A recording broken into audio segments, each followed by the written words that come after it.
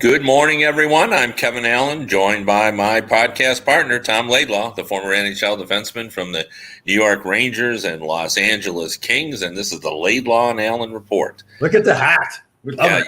Yeah, I like that. And it's got chewed on a little bit by my pit bull. It's got some character. I'm surprised you didn't ask me about my hair, because there actually is a story about my hair. I almost went and got it cut today. As everyone knows, I'm sequestered at my lake house. Right. And my wife was golfs on Wednesdays. She's in a league, and she was going to go. And I said, maybe I should go back with you, and we'll bring, my grandkids are here, so we'll bring them. I'll take them to Bill's hot dog stand, which they love to go to. Oh, nice.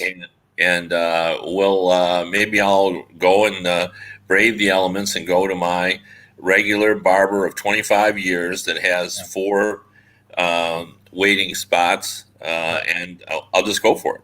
Right. And that looked like it was going to be the plan, and then at the last minute, we are actually have to have some work done on the house, and the guy said he's going to have to come today. So my wife wanted to be here for that because she couldn't fix it herself. Pardon me? You couldn't fix it herself? Is it too big of a job? She could not. It is. We're installing a water softener. Oh, okay, yeah. It's a big job. Yeah. And she wanted to see all the ins and outs of that, because my wife, as we all know, is very mechanically minded, and she wanted to see sort of what went into it and If something goes wrong, so you can fix it. Kind of, yes. That's cool. That's it. So she wanted to be around here for that. Now, saying all that, so we changed our plans, which means no haircut for me. And then it was supposed to be shipped today, and the guy just called a few minutes ago, and it won't be here till tomorrow. So we could have gone. My wife could have played in her golf league. I could have gone to get a haircut. Here's the big question. Here's the big question for me too. Is it Bill's hot dog stand? Bill's hot dog stand. Would they have like chicken dogs, or is it all just the regular hot dogs? No, it's just old school hot dogs. You can either get it with mustard. There's no fries. You can't order fries. Just hot dogs, and you can get it with there's little bags of chips, and there's root beer. That's it. Wow. That's the only thing on the menu. But you can get it with chili. Their own special chili. That doesn't fit in our diet plan, though. No, it doesn't fit in yours for sure. Before my Sunday meal was I had honey and garlic shrimp, and because you yelled at me last time when I had put my pork chops on brown rice, I put it on quinoa this Sunday. So I was thinking of you during the weekend and made sure what. Well, my wife heard the podcast, and she said, "Ask him about black rice." Black rice.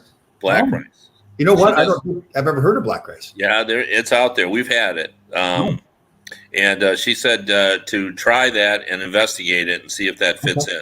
I like that. Your wife is unbelievable. There's nothing your wife can't do. She fixes the house. She can. She's you should, right now she's on this kind of Whole30 kick. My daughter's on it too, and they send their meals on the Allen family texting thing, and so you see these meals and they look like they were prepared by Michelin chefs. They're all kind of elaborate with shrimp and so here's somebody that's kind of calling you out a little bit. Susan Brooks is calling you out. Why not go for the haircut hot dogs after you're done?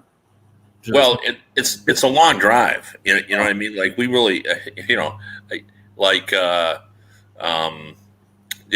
I don't want to get into too much, but we wanted to make it made sense for us to all take the trip so that my wife could golf. Gotcha. I could get my hair cut. We could take him to Bill's. Right. All that made sense. But now we'd have to do it and get back by tomorrow. Well, it's easy enough to do. It's only a couple hours plus, but you don't know what traffic's going to be like, and then we'd have to be back by 8:00 tomorrow morning. So, it makes me think too. You start talking about the hot dogs. So you probably know this already. What hockey arena has the best hot dogs in or had the best hot dogs in the National Hockey League? Quebec City, the Coliseum. The Shea Show. When we went and played there, it was a big deal to make sure that we got bags of the hot dogs after the game. So once we were done playing, we got into the hot dogs. What was it special about? Did they put butter on the rolls or something? Well, the hot dog bun itself was like, to me, it reminded of if anybody who ate Wonder Bread as a kid. It was like Wonder Bread kind of folded over. They were kind of flat, and then they were grilled. So they buttered the outside and then they sort of grilled them kind of flat. Right. So like the dog itself wasn't any different. It was more the bun, right? It was more to the bun, but the dog was good. It was a good dog. But you're so right. Like all reporters would talk about that. Lachey Show. That's what the French guys. Lachey Show. Speaking of that, I just told the story to a couple of friends of mine in this too. In the Blue St. Louis series, I wish I could remember this is terrible because I won't remember the name of the place. But I was laughing because when we were in Boston, I overheard a couple of reporters, longtime reporters, talking about they had gotten some food, and I asked them what they were talking about, and it was a salad place. They had gotten salads, and they were talking about how they had eaten a salad there, and they got another one to go to bring it to the arena for dinner. And I thought, man, how times have changed. When I started covering the NHL in the 1980s, no reporter was talking about buying two salads, one for lunch and one for dinner. Yeah. So near me, a couple of towns south of me, Mamaroneck, New York. I've never been. Brian Sobey here has asked me if I've been to Walters in Mamaroneck. I have heard about this place over and over. And you know what? I'm not going to do it. Total discipline. I'm not going to go there. But everybody's told me how great the hot dogs are at Walters in Mamaroneck. Yeah. Well, they have.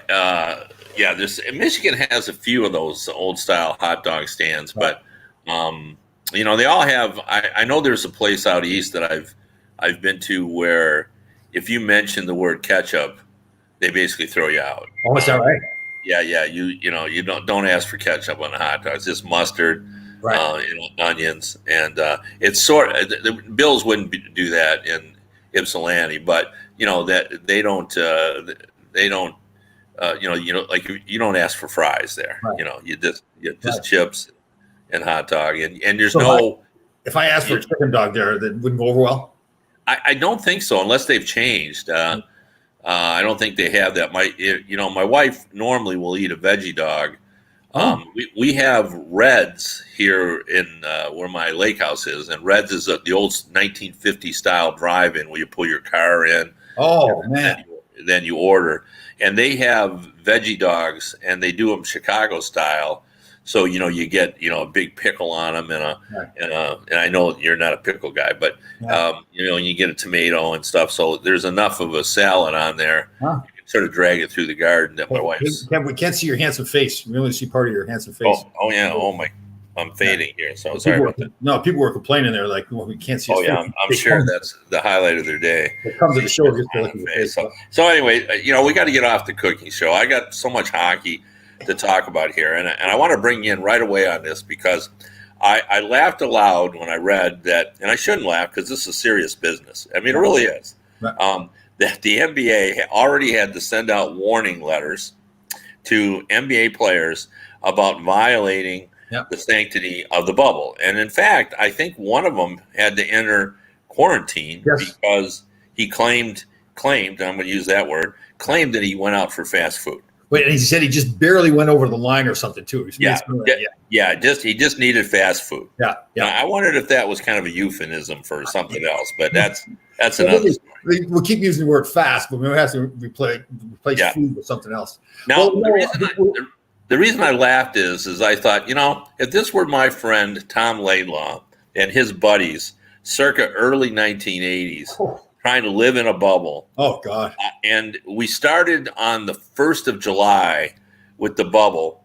How many days would have been needed before you got that first warning letter? I think the measurement should be hours, not days. Yeah. Were we on the show last time when they reported that one girl on Instagram, one Instagram model, she claimed that she got direct messaged by a player. I think the day they got there, some guy messaged her to come to the hotel. So, I mean, it's like we talked. You look back at it now, like how stupid it was. But at that time, and I can just imagine what these guys are going through. They're rich, they're successful, they're healthy. They've always been able to do everything that they ever tried to do. Right? That's why they make it to the top. And they think to themselves, I screw those rules. They don't matter for me. I'm not going to get sick. And nobody else. People around me aren't going to get sick. I can trust people. And so you're going to invite friends to come to the hotel or find some way to get out of the hotel and go see friends. Yeah. Yeah. Well, they've said. You've heard people talk about how hard this has been on people mentally, and that people are more stressed, they're on edge, patience is shorter, And I've noticed an impact on me.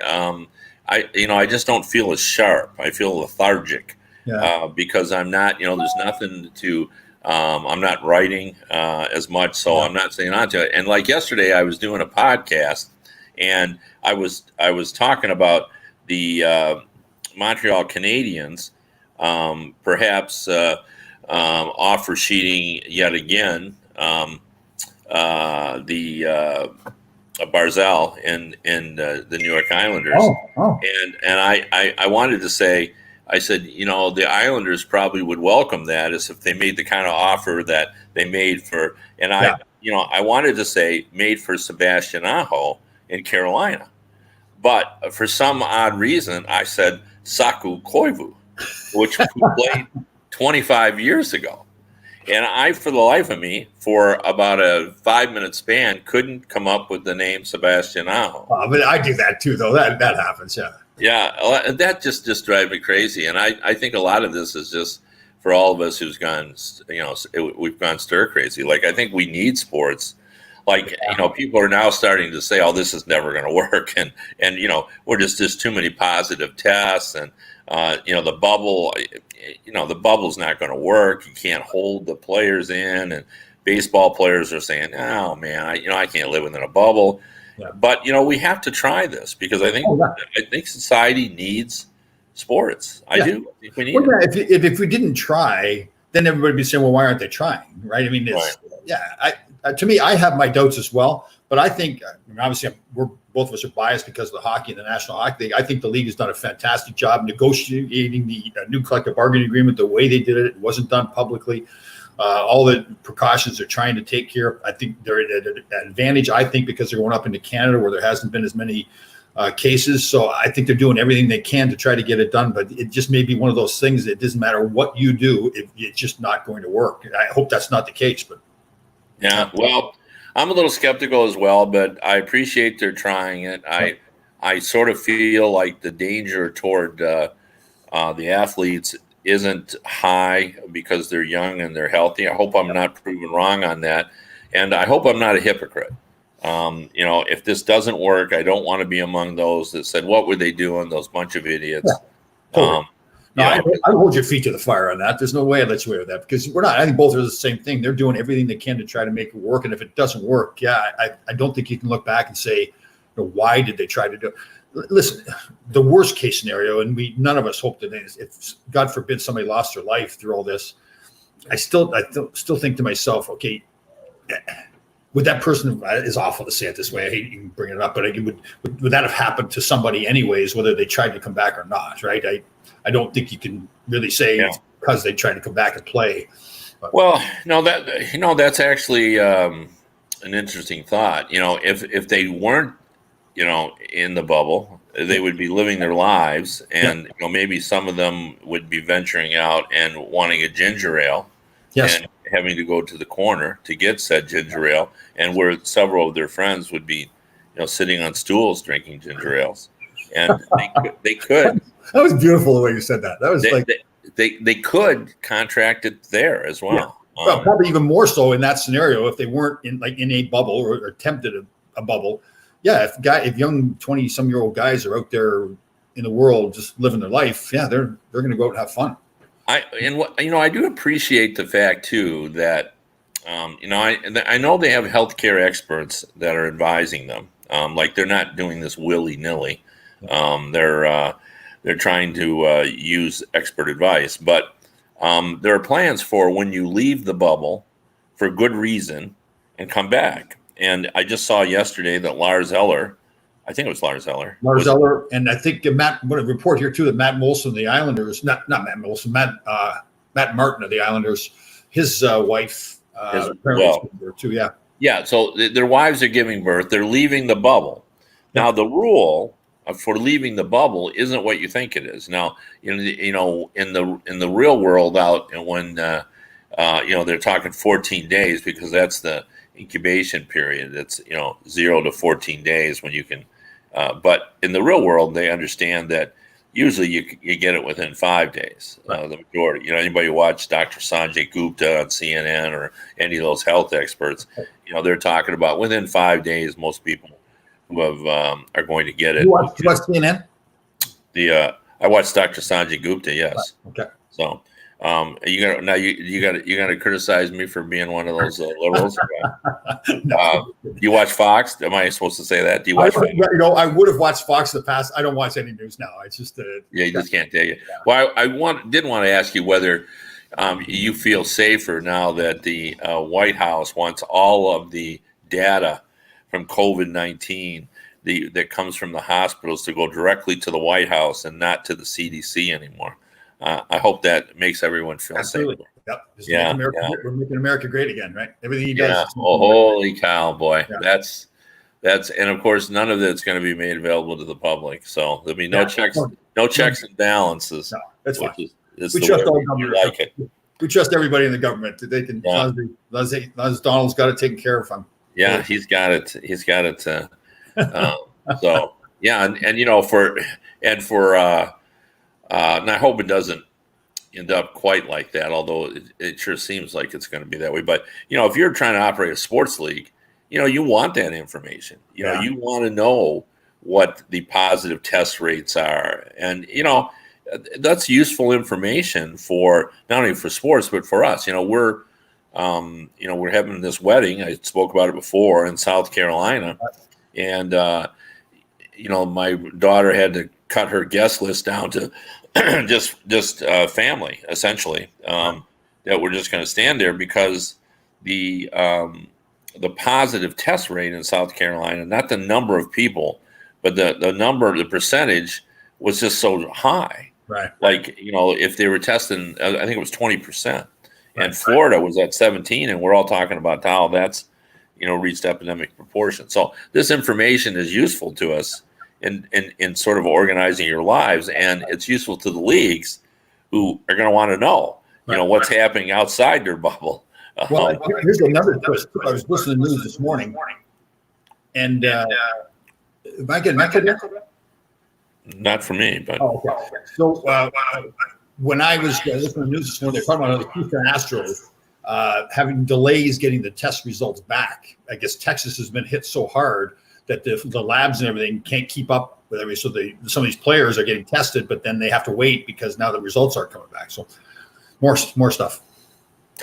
All right. Now there's another thing, and it's a pet peeve of mine already. All right. And I'm sure you'll have an opinion on it.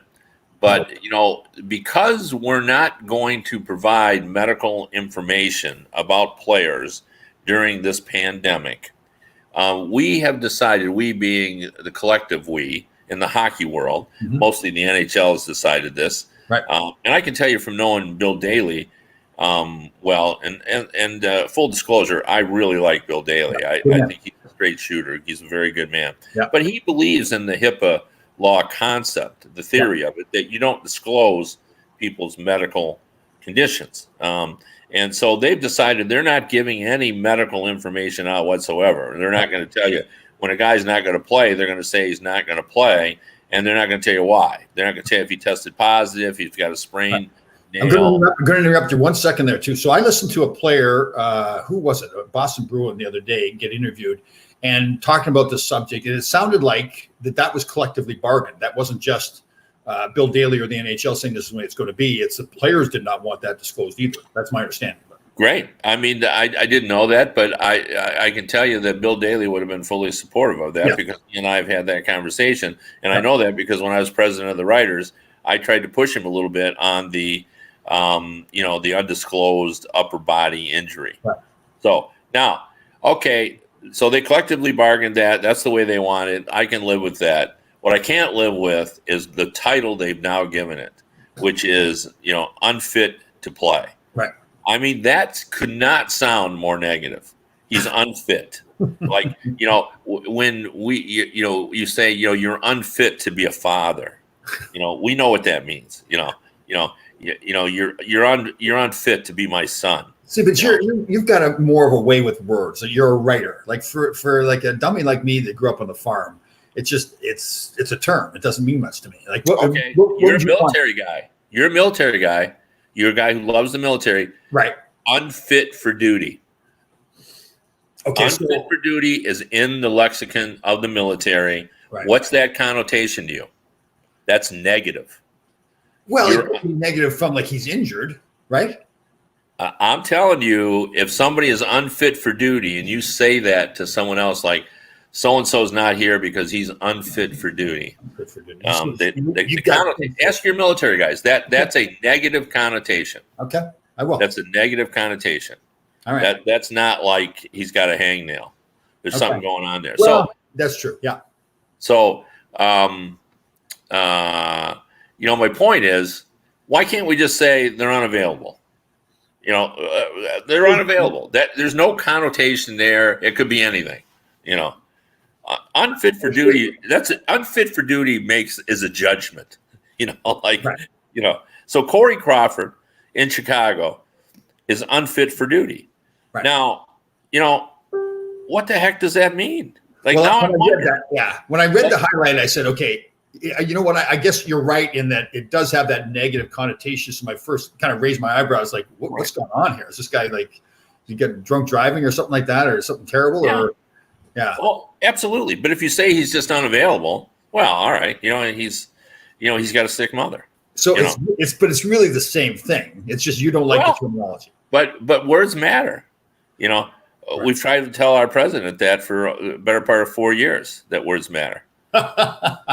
See, you and I barely get in, and people know this. We barely get into political discussions too. But it's just simmering underneath the surface. Oh, it is simmering. Yeah. Oh, it very much is. Yeah, it's like And I guess it's like the people on the Clinton News Network. There, they say some things sometimes that are trying to go after the president, right, instead of just supporting the country. So do you think that's a journalist's job, is to support the country? Well, I didn't know. I know they're mad because it's Clinton News Network that Hillary didn't get voted in, so they're constantly attacking the president. But I mean, at some point, you got to be accurate with what you're saying too. But yeah. Well, I think there were plenty of people who were unhappy that Donald Trump got in, and I think there are people who believe that Donald Trump got in, not so much because people wanted Trump, but they didn't want Hillary Clinton. No, that's accurate. I think that's very accurate. Yes. So. Yeah. And they're hoping that it'll be different this time because there are less people who dislike Joe Biden. But then they were concerned about his the dementia that he has, whether he's going to be able to function. And we're not concerned about the mental capabilities of Donald Trump. Where have you been, Tom? Have you been listening? They said, making America great again. That's all I know. Well, and you spoke about having a way with words. Our president certainly has a way with the 50 words that he actually knows. Yeah. So I have no problem with unfit to play. I can see the negative connotation. You would rather switch it to what? What was unavailable? Just a player's unavailable. So we're left to it could be anything.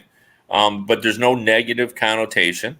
Okay, so from now on, then, as we continue our show and then they get going and guys can't play, we will never use the words unfit to play. We will, even if it's written down that way in the newspaper or whatever, we'll say unavailable. Well, or we'll try to say what we know, like, right. We'll probably what'll happen is we'll watch the games night before, and then suddenly it'll come out Tuesday morning that somebody is unavailable, right. And you and I will say, well, we watched the game last night. He didn't get injured in the game that we know of. Right. He finished the game. He took all of his shifts. Right. So we don't think it's an injury, but you can't be sure of that. Right. But we don't think it is, and we know they're testing every other day, so. Maybe it's a positive test. We'll have to. You know what? In all seriousness, like why? I think more. Maybe I'm wrong in saying it this way, but I think more from the media side, it's the wanting the knowledge of what in regular times what the injury really is. So instead of just saying upper body, lower body, it seems like, and correct me if I'm wrong, it seems like the media is more wanting to know, okay, has he got a broken ankle? Has he got a broken finger? What is it that's wrong with him? Is it a big deal to the media? I don't think we want to know exactly. I mean, sure, we always want to know as much information as possible. That is true. But for me, it was always so I could draw some conclusion of how long he was going to be out. Now, I had been around long enough that, if you told me ACL, I knew 4 to 6 months. If you told me a meniscus, I knew it was 4 to 6 weeks. Right. How long a broken bone takes. A lot of us have knowledge, so you kind of hope that you get and you're able to report that it's something that's going to be weeks rather than days, right, or months rather than weeks. And sometimes the coach will even say that. He won't give you an exact, but he said, we're going to be talking about weeks in that day here. And sometimes, that's plenty. That tells the fan base that the guy's going to be out a while.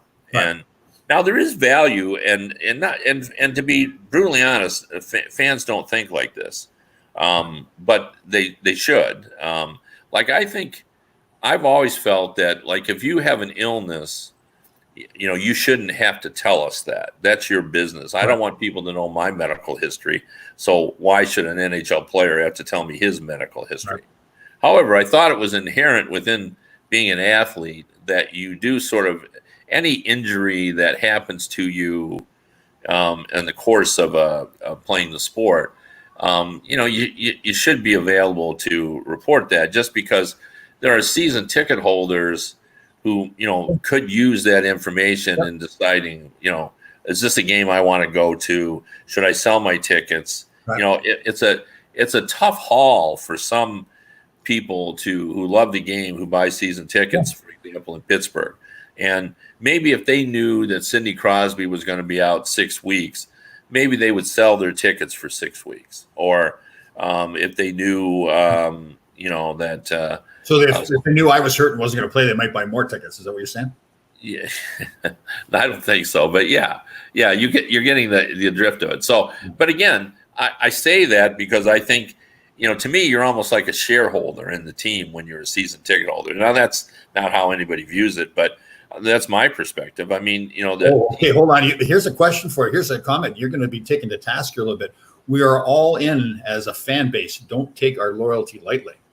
So Deborah is saying that it doesn't matter who's hurt. She's loyal to the team. She's going to come watch no matter who's playing.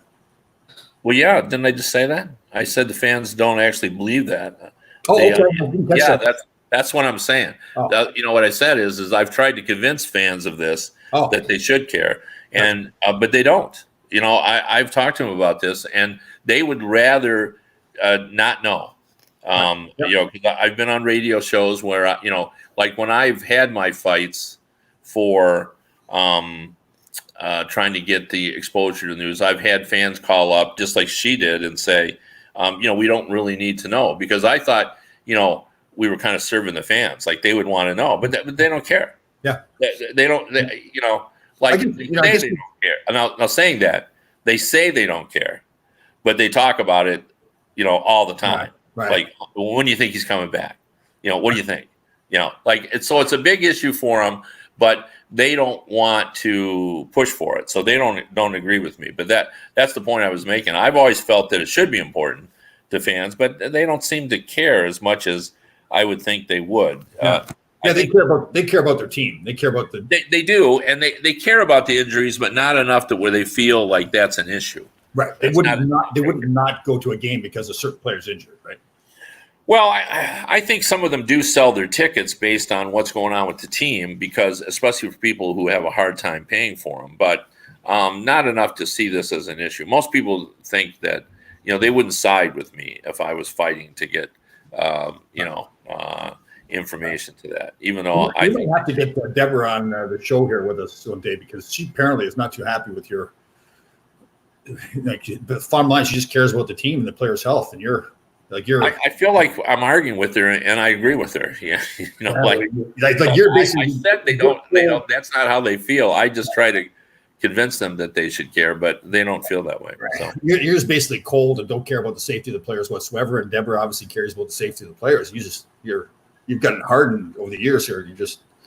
Yeah, we're talking about A, and you're talking about D. I don't even know what you're talking about. Like all I'm saying is, let me see if I can boil it down so everybody has. Maybe I'm just not explaining myself properly. Okay. And I might be trying to stir the pot just a little bit too. Yeah, you really are. Yeah. What I'm saying, Deborah, and everyone else, is I think people should want to know to what extent players are injured.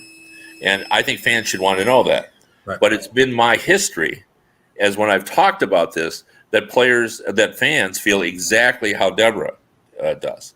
So that's all I was saying. I'm not saying. Okay, so now you're sucking up to Deborah, basically. No, not at all. I'm just telling what I've been trying to say all along is that I always felt fans should care about, how long people are going to be out, but they don't actually feel that way. Like when I have, talked about how, the fight that reporters have to try to get more information, they basically tell me that they don't care, that if the coaches don't want to ever say, or the players don't want to say, they're okay with that. Right.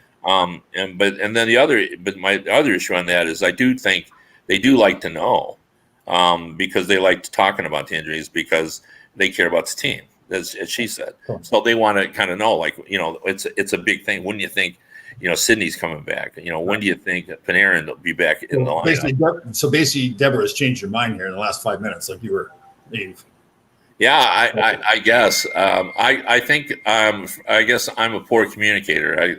All I can say is if people, I try to explain exactly that I completely understand that fans didn't care that, but that was always my position, that they should care, but they don't. So yeah. So we're at 31 minutes. We've gone here. Like, yeah, the last 15 minutes of Deborah has just been basically giving you a ton. Yeah, and I feel bad about wasting everybody's time in the last 10 minutes because I clearly didn't convey well enough what I was talking about. So, good job. That's excellent. Yeah. All right. Sounds good. I appreciate everybody listening and tuning in, and we'll be back next week. And I will not discuss whatsoever my position on Deborah. You better be here next Monday and make sure that Kevin doesn't act up here. Okay? Yeah, I will never bring that up again. So. I can't do it by myself. All right, guys. See you Monday.